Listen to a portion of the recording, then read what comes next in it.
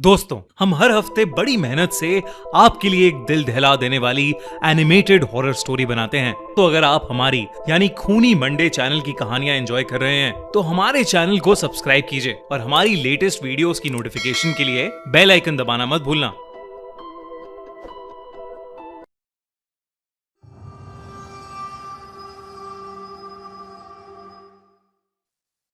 अजितेश कानपुर के गोविंद नगर में अपनी बीवी और 5 साल के बेटे के साथ रहता था। उसका एक छोटा सा कपड़े का गोडाउन था जिससे घर का खर्चा बस किसी तरह निकल जाता था, लेकिन उस पर एक बहुत बड़ा लोन था, एक ऐसा कर्ज जो खत्म होने का नाम ही नहीं ले रहा था। उसकी बीवी सुनीता दिन भर घर का काम करती थी और इन सब परेशानियों के चलते उन दोनों के बीच बात कम होती थी और खामोशी ज्यादा। अजितेश का बड़ा भाई सुरेश लखनऊ में एक बहुत अमीर बिजनेसमैन था। बड़ा घर, बड़ी गाड़ी और हर बार जब भी वो मिलने आता एक तसल्ली भरी नजर से अजितेश को देखता और कहता, कोई बात नहीं, सब ठीक हो जाएगा। अजितेश को सुरेश की इस बात को सुनकर हमेशा ऐसा लगता कि वो कोई बीमार हो जिसको ठीक होने में वक्त लगेगा। अजितेश हमेशा उस दिन का इंतजार कर रहा था जब वो भी ये बात सुरेश को कहने का मौका पाएगा। वो दिन आया तो जरूर, लेकिन जिस तरह से आया वो अजितेश ने कभी सोचा भी नहीं था। एक सर्दी की रात अजितेश के मोहल्ले में एक तांत्रिक आया। बूढ़ा, सफेद बाल, झुकी हुई कमर और उसके दोनों कंधों पर एक एक कौवा बैठा हुआ था। वो मोहल्ले की गलियों में चिल्लाता हुआ गूंज रहा था, अपनी फूटी किस्मत को बदलो, अगर अपनी फूटी किस्मत बदलनी है तो मेरे पास उसका उपाय है। और यही कहता हुआ वो उस मोहल्ले की एक गली से दूसरी गली में जा रहा था। हर जगह सर्दी की धुंध छाई हुई थी और उस धुंध में तांत्रिक और उसके 2 कौवों की छोटी सी आंखें चमक रही थीं। लोग अपने घर की खिड़कियों से झांक कर देख तो रहे थे, पर कोई उस तांत्रिक के पास नहीं गया। अजितेश भी उस तांत्रिक को दूर से देख रहा था, लेकिन कुछ देर में वो तांत्रिक वहां से चला गया। लेकिन उस रात अजितेश पूरी रात नहीं सो पाया। वो अपने टूटे हुए मकान और उससे भी बेकार जिंदगी के बारे में सोचता रहा। वो सोचता रहा कि क्या उसे उस तांत्रिक के पास जाना चाहिए। अगली सुबह बिना किसी से कुछ कहे अजितेश सीधा उस तांत्रिक को ढूंढते हुए उसके पास चला गया, इस उम्मीद में कि वो अपनी बुरी किस्मत किसी तरह बदल पाएगा। जैसे अजितेश ने सही टाइम पर किसी पंडित से बात करने का सोचा, वैसे ही मैंने भी। थोड़े टाइम पहले मेरी लाइफ में कुछ पर्सनल इश्यूज चल रहे थे जिसका कोई सोल्यूशन ना मेरे पास था ना मेरे दोस्तों और घर वालों के पास। और तो और धीरे धीरे ये इश्यूज इतने बढ़ते चले गए कि मैं खुद सोच में था कि मैं आखिर करूं तो क्या करूं। फिर एक दिन फोन स्क्रॉल करते हुए मुझे एस्ट्रोटॉक का ऐड आया। मैंने भी सोचा कि ट्राई करके देखता हूं, क्या ही हो जाएगा। मैंने वहां राजेश नाम के एस्ट्रोलॉजर से बात की। उन्होंने मेरी डेट ऑफ बर्थ और प्लेस ऑफ बर्थ मांगी और फिर तुरंत बताया कि आपकी लाइफ में ये इश्यूज चल रहे हैं। मैं शॉक्ड रह गया क्योंकि उनकी एक एक बात एकदम सच थी। मैंने उन्हें A to Z मेरी सिचुएशन बताई और फिर मैंने उनकी दी हुई गाइडेंस और रेमेडीज को फॉलो किया। धीरे धीरे मुझे अपने सारे इश्यूज में बहुत इंप्रूवमेंट दिखने लगा। दोस्तों, मेरा ये सब बताने का एक ही मोटिव है कि अगर आप भी लाइफ में किसी तरह की कंफ्यूजन में हैं, मैरिज, रिलेशनशिप, फाइनेंस या घर से रिलेटेड कोई इश्यूज हैं और आप उन इश्यूज के लिए गाइडेंस सीख कर रहे हैं, तो भी एस्ट्रोटॉक ऐप डाउनलोड करो और वहां जाके एक एक्सपर्ट से बात करो। फर्स्ट चैट भी बिल्कुल फ्री है। मैंने ऐप का लिंक डिस्क्रिप्शन और पिन कमेंट में डाल दिया है, तो जरूर चेकआउट करो इस ऐप को। अजितेश लोगों से पूछ पूछ कर फाइनली उस तांत्रिक के पास पहुंच गया। अब भी उसके कंधों पर 2 कौवे थे। अजितेश ने अपने साथ हो रही परेशानी के बारे में उस तांत्रिक को बताया। उस तांत्रिक ने पूरी बात सुनी और फिर उसे कुछ ऐसा बताया जिसे सुनकर वो शॉक्ड हो गया। उस तांत्रिक ने उसे बताया कि कौवे पितृलोक के दूत हैं, जिंदा और मुर्दा लोगों की दुनिया के बीच का दरवाजा, और अगर उन्हें काक तंत्र से सही ढंग से साधा जाए तो वो हर काम करते हैं जो इंसान के बस में नहीं होते। लेकिन ये सिद्धि बहुत खतरनाक है। ये इंसानी खून मांगती है। रोज सुबह बिना किसी चूक के अजितेश को अपनी उंगली काटनी होगी, थोड़ा सा खून दाने में मिलाना होगा और कौवे को खिलाना होगा। और अगर एक दिन भी चूक हुई तो सिद्धि टूट जाएगी और फिर खुद अजितेश की जिंदगी तबाह हो जाएगी। अजितेश ने उस तांत्रिक से कहा कि उससे कोई चूक नहीं होगी, इसलिए वो तांत्रिक अजितेश को काक तंत्र सिखाने के लिए मान गया। तांत्रिक ने अजितेश से खून लेकर दानों में मिलाकर उसके कंधों पर बैठे कौवों को खिला दिया। काक तंत्र पूरा हुआ। तांत्रिक ने अजितेश से जाते वक्त सिर्फ इतना कहा कि कौवों को कभी भूलना नहीं, क्योंकि ये माफ नहीं करते। अजितेश ने अपना सर हाँ में हिलाया और वहां से चला गया। पहले हफ्ते में ही अजितेश की वो डील क्लोज हो गई जो 3 साल से अटकी थी। फिर एकदम से अजितेश के पास बहुत सारा पैसा आना शुरू हो गया। रोज सुबह अजितेश उठता, उंगली काटता, दाने में खून मिलाता और कौवे उसे खाने आते। अजितेश ने नया घर ले लिया और सुनीता ने पहली बार घर में घुसते वक्त वो मुस्कान दी जो अजितेश ने काफी सालों से नहीं देखी थी। कई साल बीते।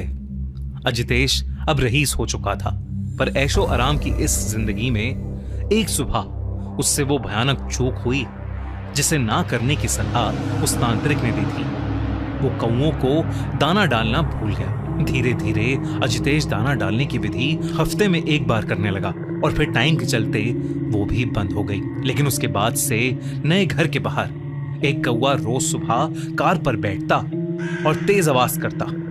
अजितेश चिड़ के पास जाता, कौवा उड़ जाता, लेकिन अगले दिन फिर उसी जगह उसी समय वो वापस आ जाता।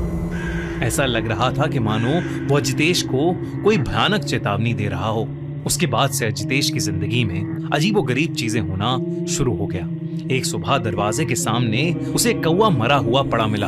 अजितेश ने उसे कपड़े से उठाया, डस्टबिन में डाला, हाथ धोए और दिन भर के काम में लग गया जैसे कुछ हुआ ही नहीं। अजितेश अपनी अय्याशियों में मग्न था।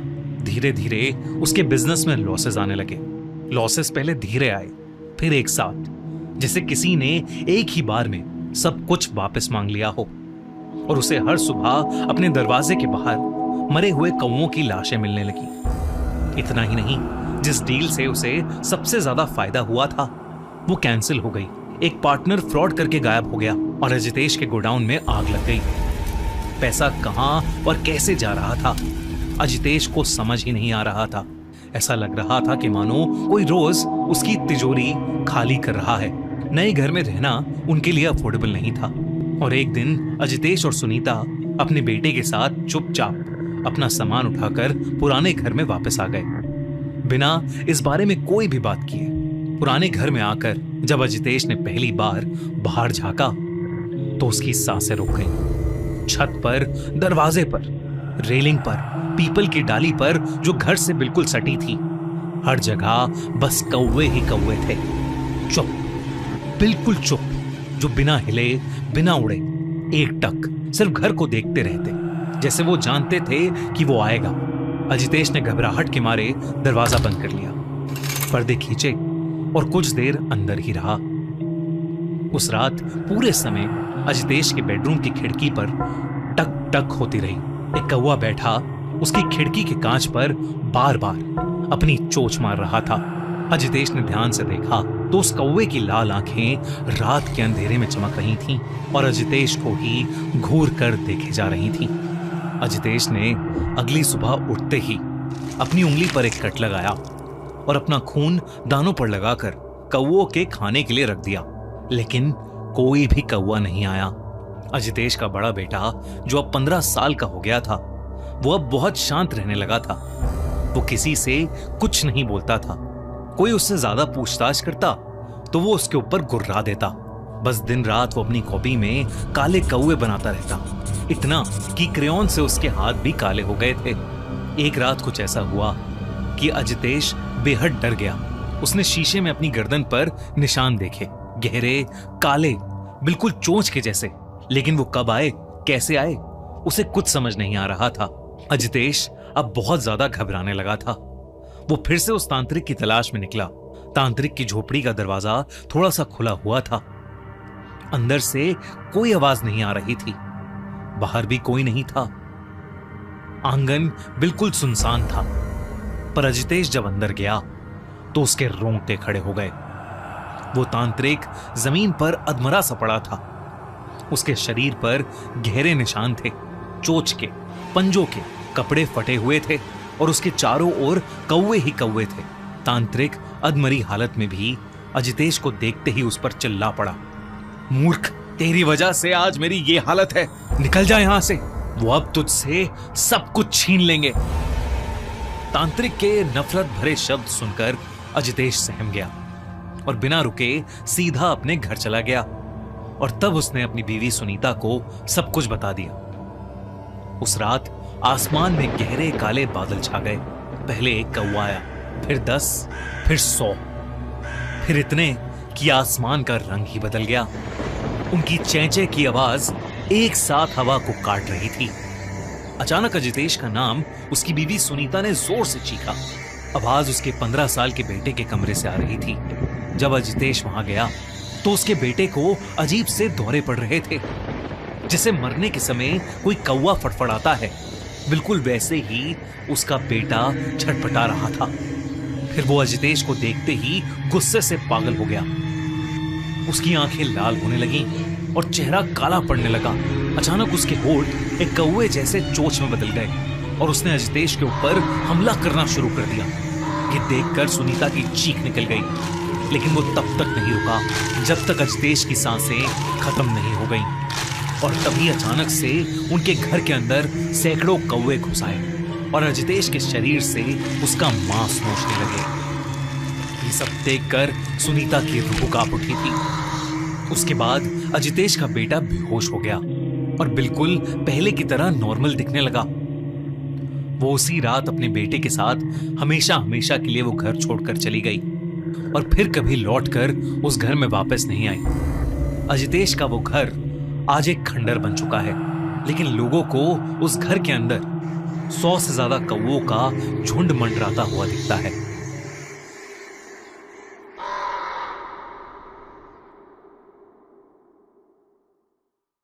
अगर आपको ये वीडियो अच्छी लगी तो हमारा चैनल खूनी मंडे सब्सक्राइब करना बिल्कुल मत भूलना।